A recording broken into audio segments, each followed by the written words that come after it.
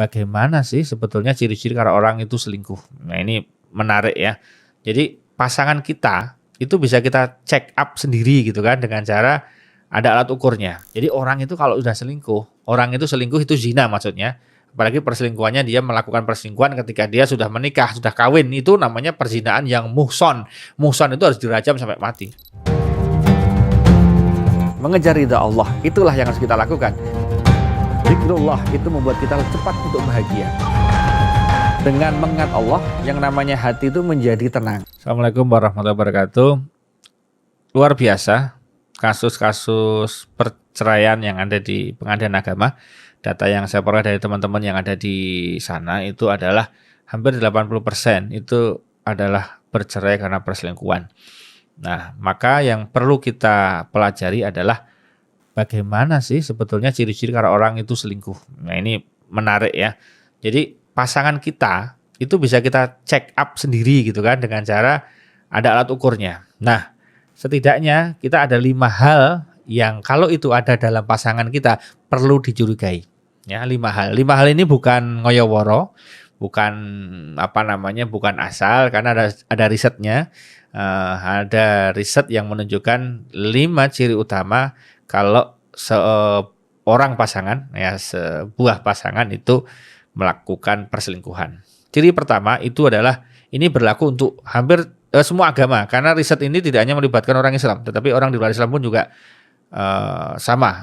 melakukan hal yang sama gitu kan. Jadi ini lebih ke umum, siapapun orang ketika punya 5 ciri ini patut dicurigai dia berselingkuh. Nah, nanti kita terapi bagaimana terapinya di Ramadan ini. Pertama, orang kalau selingkuh itu cirinya adalah biasanya orangnya ibadahnya menurun dengan drastis. Jadi kualitas ibadahnya drastis turun. Maka ketika dia Ramadan, kok dia puasanya aras-arasan, dia tarawihnya malas-malesan, dia ngajinya nggak pernah sama sekali gitu kan. Dia subuhnya sering terlambat, beberapa kali mungkin dia bolong-bolong juga puasanya. Ini sudah ciri. Jadi orang itu kalau sudah selingkuh, orang itu selingkuh itu zina maksudnya. Apalagi perselingkuhannya dia melakukan perselingkuhan ketika dia sudah menikah, sudah kawin, itu namanya perzinaan yang muhson. Muhson itu harus dirajam sampai mati. Wah, dosanya susah sekali diampuni, karena harus sampai mati itu tebusannya. Nah, orang kalau sudah selingkuh itu otomatis ibadahnya dengan drastis akan turun. Kualitas puasanya, kualitas baca Qur'annya, kualitas sholatnya sudah nggak bisa dikendalikan. Dia sudah menjadi orang yang mungkin masuk puasa itu pengennya kapan selesai puasanya, kapan selesai Ramadannya. Sahabat boten, sahabat itu kalau bisa jangan pernah selesai Ramadannya. Kalau bisa sepanjang tahun itu Ramadan, ya Allah. Pengennya begitu. Tapi orang-orang yang selingkuh itu kok gak rampung-rampung ini Ramadannya. Karena aku pengen ketemu selingkuhanku ini.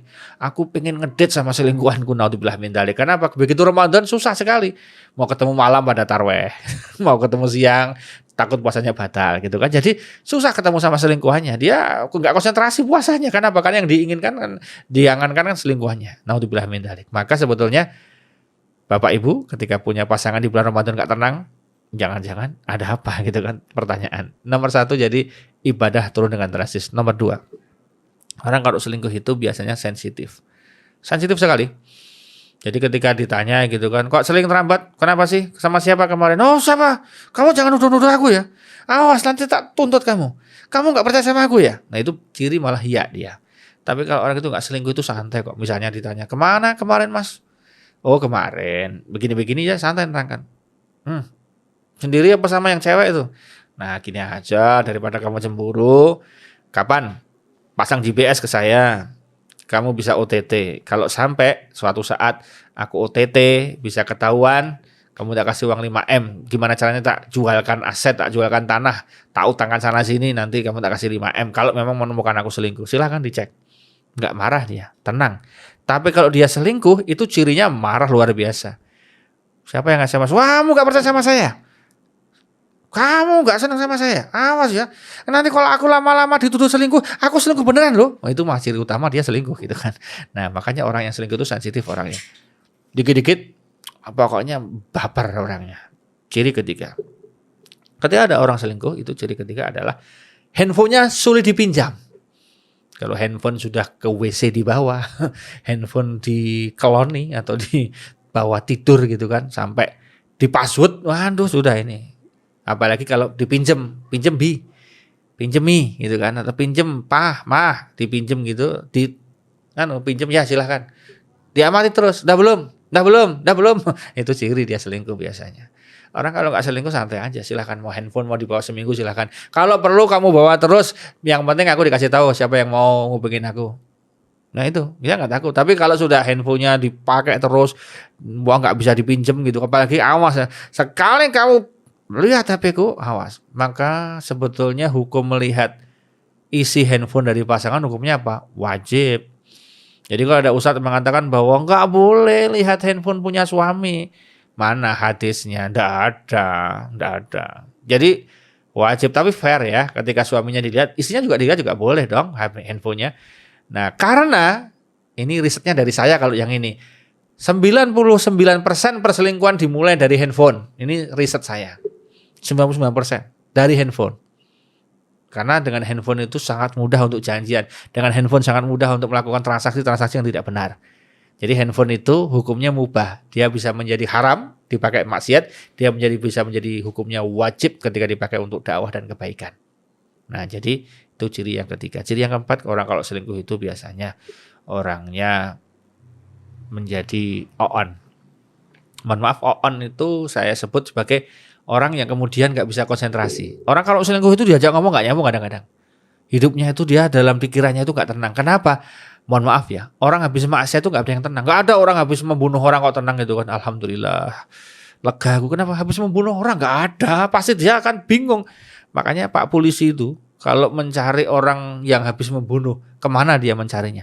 Ke kafe dia, ke karaokean, ke tempat-tempat yang suka mabuk-mabukan. Kenapa? Karena biasanya orang habis membunuh, orang habis melakukan kejahatan itu stres, terbawa suasana, terbayang-bayang macam-macam, makanya dia mencari pelarian agar nggak stres. Kemana? Ya ke kafe, minum minuman keras, mungkin ke karaoke dan sebagainya. Mungkin seperti itu. Tapi ini bukan bermaksud memperburuk karaoke ya. Artinya karaoke yang nggak benar ya. Karaoke yang benar juga banyak.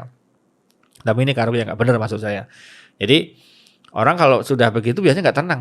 Nggak ada orang habis maksiat tenang. Termasuk orang selingkuh tuh nggak ada yang tenang. Dia nggak ada orang selingkuh tuh bisa membawa dirinya dengan tenang, itu nggak ada. Pasti dia ketahuan. Walaupun ketahuannya itu nggak kasar ya. Cuma kalau diajak ngobrol, Mas, iya, gimana dek? Ya. Besok jadi Mas, iya, jadi dia sudah nggak bisa konsentrasi. Kenapa? Ya karena dia sudah berpikir, wah, ketahuan nggak ya? Itu mending pertanyaan ketahuan nggak ya. Kalau pertanyaannya jadi nggak ya, maksudnya jadi hamil nggak ya? Nah itu tambah masalah lagi gitu kan. Itu ciri keempat. Ciri terakhir kelima, kalau orang selingkuh itu biasanya dia ekstrim mendadak. Maksudnya adalah dia menjadi perilakunya itu mendadak berubah untuk nutupi perselingkuhannya. Pulang ke rumah nggak biasa bawa makanan. Keluar kota biasanya nggak bawa apa-apa, tiba-tiba bawa oleh-oleh. Untuk apa? Untuk permohonan maaf, untuk biar nggak ketahuan gitu. Jangan pernah bilang ustadznya pengalaman ya. Ini ada yang bilang gitu, awas ya. Oke, itu 5 ciri utama. Nah, sekarang bagaimana sih kita mengendalikan itu di bulan Ramadan? Nah, oleh karena itu, mari di bulan Ramadan ini kita kemudian merefresh tadi yang 5 tadi. 1, agar nggak selingkuh, ibadahnya tolong yang baik, ditingkatkan. Kalau belum bisa maka tobat nasuha, banyak istighfar, siapa tahu itu banyak dosa sehingga ibadahnya nggak nyaman. 2, handphonenya nggak sudah dipinjam, maka mulai sekarang nggak ada passwordnya. Password dikasih tahu, silakan dilihat. Makanya monggo istri-istri mau lihat handphonenya suami, dicek semua WA-nya silahkan. Suami juga boleh ngecek punya istri ya boleh. Sekali-kali seminggu itu ditukar handphonenya, di bawah suami, di bawah istri, saling tukar gitu aja, nggak apa-apa. Alasannya kalau ditanya, Assalamualaikum, Waalaikumsalam, Mas Andi ada, oh ini ke bawah saya gitu kan. Ke bawah saya sama ketika istrinya tanya gitu kan, oh ini ke bawah saya gitu kan orang nggak curiga, mau ke bawah saja gitu kan. Oke, yang ketiga, ketika di bulan Ramadan coba juga di situ kalau tadi jangan kemudian menjadi sensitif, makanya agar nggak baper ya banyak wirid, banyak zikir, itu biar nggak baper. Insya Allah kita nggak baper gitu kan. Nah kemudian ya kita belajar tulus gitu kan. Kita nyiapkan sahur untuk istrinya, sahur untuk anak-anak, untuk suami. Kemudian saling melayani dalam kebaikan-kebaikan, itu salah satu hal yang bisa menjadi treatment untuk kita mereduksi setidaknya. Jadi semua orang punya potensi selingkuh, semuanya termasuk saya mungkin punya potensi sama. Tetapi ketika potensi itu tidak diasah, kemudian kita hilangkan dengan berbagai macam treatment keagamaan, insya Allah potensi itu kemudian meredup dan hilang. Jadi semua manusia itu punya potensi sama untuk maksiat, tetapi juga punya potensi yang sama untuk baik, untuk beramal soleh. Tinggal potensi yang mana kita asah, itu yang harus kita pilih. Jadi terserah Anda mau menjadikan Ramadan momentum untuk memperbaiki keluarga atau merusak keluarga, terserah Anda masing-masing. Tentu kita memilih yang terbaik agar kita di Ramadan ini keluarganya tambah sakinah, mawaddah warahmah dan gak ada selingkuh-selingkuhan. Begitu, terima kasih. Assalamualaikum warahmatullahi wabarakatuh.